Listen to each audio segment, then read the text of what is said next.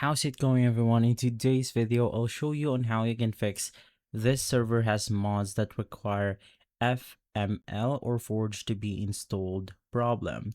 So to fix this server has mods that require basically FML Forge to be installed in Minecraft, you must install the exact same version of Forge and all required mods, including your config files, on your client machine as the server is running.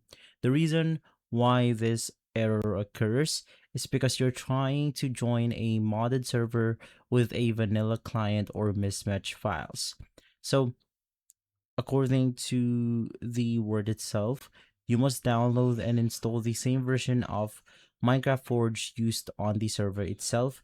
So for example, if the server has this modern fix downloaded, you just want to navigate through the right version and make sure that it matches with the server that you're joining in.